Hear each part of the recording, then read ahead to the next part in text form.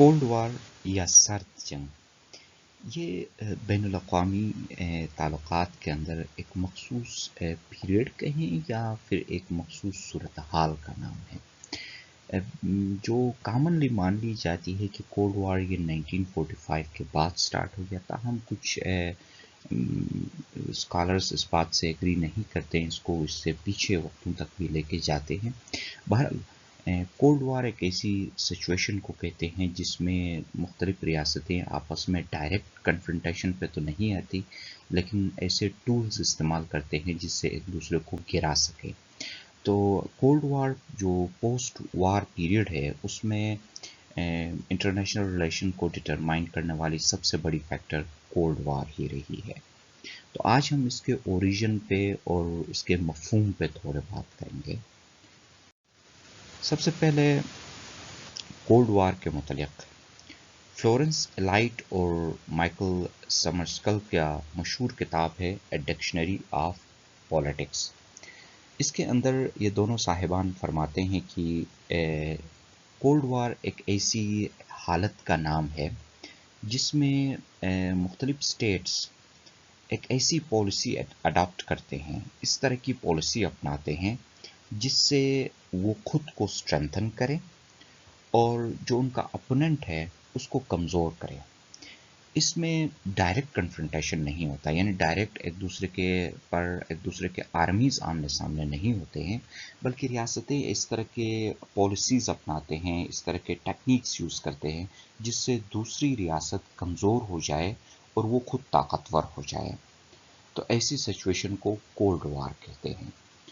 और फिर ये वर्ड कोल्ड वार, जिसको उर्दू में हम सर्द जंग कहते हैं, ये कोल्ड वार सबसे पहले ये वर्ड एक अमेरिकन पॉलिटिशियन ने इस्तेमाल किया था। अमेरिकन स्टेट्समैन और अमेरिकन पॉलिटिशियन रहे हैं बर्नार्ड बर्च। उन्होंने सबसे पहले साउथ कैरोलिना के लेजिस्लेचर से बात करते हुए 16 अप्रैल 1947 को ये वर्ड कोल्ड वार यूज़ किया है। उन्होंने कहा था कि हमें धोखे में नहीं रहना चाहिए, हमें याद रखना चाहिए कि हम इस वक्त कोल्ड वार के सर्द जंग के दरमियान में मौजूद हैं। तो ये लफ्ज़ cold war for the first time यहाँ पे इस्तेमाल हुआ।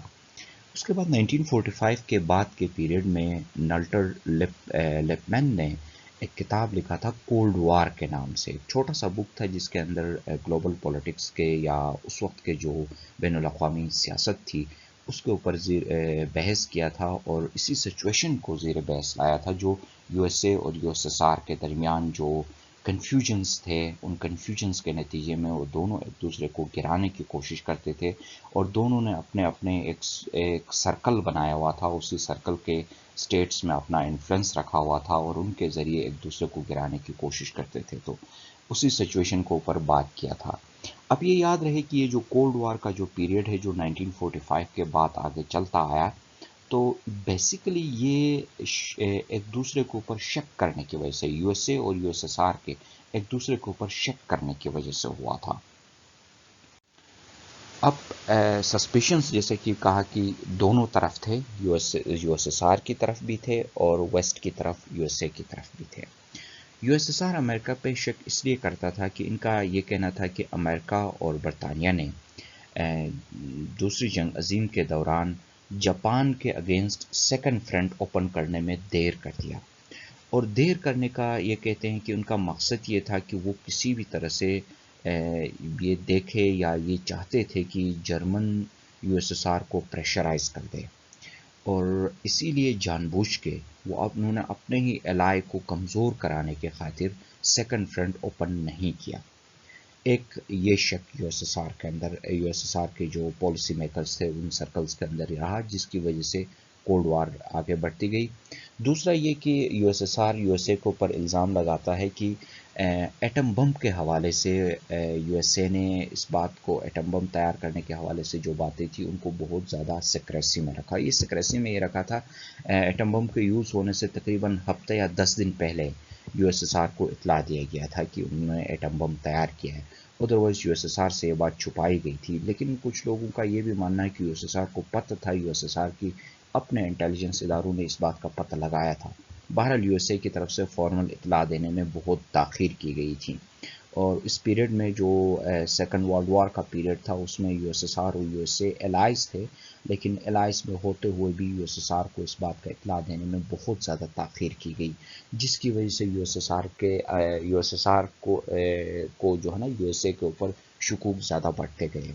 پھر جو پولش پروونشل گورنمنٹ کے متعلق سان فرانسسکو میں کانفرنس رکھی گئی تو اس میں یو ایس ایس آر کو انوائٹ نہیں کیا گیا، اس سے بھی یو ایس ایس آر کے اندر شکوک زیادہ بڑھ گئے۔ تو ان تین وجوہات کی وجہ سے U S S R U S A کے اوپر شک کرنے لگا، تو جبکہ یو ایس ایس آر کے اوپر یو ایس اے کی طرف سے بھی شک ہونے لگا۔ اس کی جو سب سے بڑی وجہ یہ ہے کہ یو ایس ایس آر کے اوپر ویسٹ یہ الزام لگاتا ہے کہ جنگ کے آخری دنوں میں انہوں نے جاپان کے اوپر اچانک سے وار سٹارٹ کیا تاکہ وہ زیادہ سے زیادہ ٹیریٹریز کو اپنے کنٹرول میں لا سکے۔ تو اس وجہ سے ویسٹ جو ہے نا یو ایس ایس آر کے اوپر شک کرنے لگا۔ یہ دونوں ایک دوسرے سے آئیڈیالوجیکل حریف تھے، ایک کیپٹلسٹ اور ایک سوشلسٹ۔ ایک ٹائم بین ایک مختصر سے پیریڈ کے لیے یہ ساتھ رہے، لیکن اس کے فوراً بعد ان کے درمیان آپس میں دوبارہ سے جو ہے نا ناراضگیاں اور شکوک و شبہات کا سلسلہ جاری ہو گیا اور یہ کولڈ وار کا پیریڈ سٹارٹ ہوا۔ اب اوریجن کے متعلق ڈفرینٹ ویوز ہیں۔ اگر ہم ویسٹرن ویو کو دیکھیں تو ان میں ڈوسمن ڈوملے کا کتاب ہے اسٹرگل فار دی ورلڈ۔ اس کے اندر ڈوملے اس کولڈ وار کو just after second world war کے بعد کا پیریڈ نہیں مانتے۔ ان کا کہنا یہ ہے کہ یہ کولڈ وار دراصل گریٹ گیمز کے زمانے سے سٹارٹ ہوا۔ گریٹ گیمز 1830s کے زمانے میں سنٹرل ایشیا میں، ایشیا جب بفر زون بن چکا تھا، اس پیریڈ کی بات ہے جب رشین امپیریل پاور اور British Imperial power central Asia کے اوپر کنٹرول حاصل کرنے کے لیے کوشش کر رہے تھے۔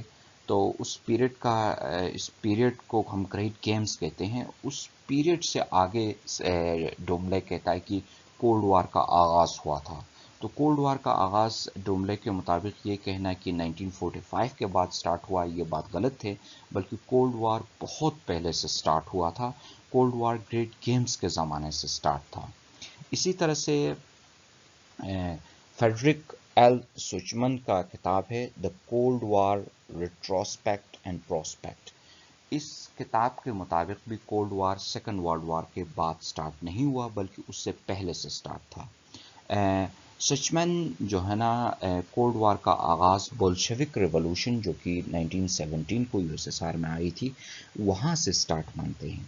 ان کا کہنا یہ ہے کہ جیسے بولشوک ریولوشن آ گئی اور کمیونسٹ وارڈ مضبوط ہوتا گیا، یہاں سے کولڈ وار کا آغاز ہوتا ہے، کیونکہ بولشوک ریولوشن کے 10 ماہ کے اندر ہی ویسٹ اور یو ایس ایس آر آپس میں آمنے سامنے آ گئے تھے، اور یہ آمنا سامنا کولڈ وار نہیں تھا، یہ ایک فل ہوٹ وار تھا۔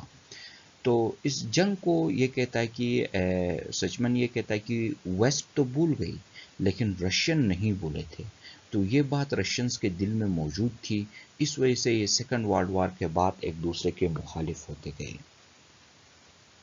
تو سمپل اگر ہم یہ کہیں کہ جو ویسٹرن فلسفرز ہیں وہ ایک بات پہ متفق نہیں ہے کہ کولڈ وار کا آغاز کہاں سے ہوا۔ جملے اس کو بہت پیچھے کھینچ کے لے جاتا ہے گریٹ گیمز کی طرف، جبکہ سچمن بھی 1945 سے پیچھے کھینچ کے لے جاتا ہے بولشوک ریولوشن کے فوراً بعد کے پیریڈ تک۔ تو ویسٹرن جو فلسفرز ہیں یا تھنکرز ہیں یہ آفٹر 1945 کے پیریڈ میں کولڈ وار کا آغاز نہیں مانتے ہیں، جبکہ جو سوشلسٹ ہیں یا یو ایس ایس آر ہے ان کے مطابق یہ سیکنڈ ورلڈ وار کے بعد سے سٹارٹ ہے، اور اس کو ایک یونیلیٹرل اٹیک، کیپٹلزم کا ایک یونیلیٹرل اٹیک سوشلزم کے اوپر سمجھتے ہیں۔ اور اس حوالے سے وہ جو ریفرنس دیتے ہیں وہ 5 مارچ 1946 کی ونسٹن چرچل کی سپیچ دیتے ہیں، جو کہ ونسٹن چرچل نے فیوٹن میں یہ سپیچ دیا تھا۔ اس سپیچ میں ونسٹن چرچل نے یہ کہا تھا کہ ہم جو مغربی جمہوریتیں ہیں ہمیں یو این چارٹر کے ساتھ سٹک ہو کے مضبوطی سے اس کو آگے بڑھانے کی کوشش کرنا چاہیے، اور اگر ہم مل کے اس کو آگے بڑھانے کی کوشش کریں گے تو کوئی ہمیں حیرت میں نہیں ڈال سکے گا۔ اور ہاں، اگر ہم نے ایسا نہیں کیا اور اپنی ذمہ داری نہیں نبھائی اور یہ جو قیمتی سال ہے ان کو ضائع کر دیا، تو پھر ہم ایک بار پھر جنگ کا سامنا کر سکتے ہیں۔ تو یہاں پہ چرچل جو ہے نا ویسٹرن ڈیموکریسیز کو یونائٹ کرنے کی بات کر رہے تھے، ان کو متحد کر کے یو این چارٹر کو آگے بڑھانے کی بات کر رہے تھے۔ تو یو ایس ایس آر کا یہ کہنا ہے کہ ونسٹن چرچل دراصل جو ویسٹرن ڈیموکریسیز تھے ان کو یو ایس ایس آر کے اگینسٹ تیار کرنے کی بات کر رہے تھے۔ تو یہاں سے وہ کولڈ وار کا آغاز مانتے ہیں۔ بہرحال کولڈ وار کا آغاز جہاں سے بھی ہو، چاہے وہ سیکنڈ ورلڈ وار کے بعد سٹارٹ ہوا ہو، چاہے بولشوک ریولوشن سے سٹارٹ ہوا ہو، چاہے گریٹ گیم سے سٹارٹ ہوا ہو، یہ بین الاقوامی تعلقات کے اندر ایک انوکھی سی صورتحال کو کہتے ہیں جس میں ایک سٹیٹ دوسرے سٹیٹ کو کمزور کرنے کی کوشش کرتا ہے۔ اگر ہم ہسٹوریکل پرسپیکٹیو میں کولڈ وار کو سمجھنے کی بات کریں تو یہ 1945 کے بعد کا وہ پیریڈ ہے جس پیریڈ میں یو ایس اے اور یو ایس ایس آر نے ایک دوسرے کو کمزور کرنے کے لیے ڈفرینٹ ٹیکنیکس کا استعمال کیا تھا۔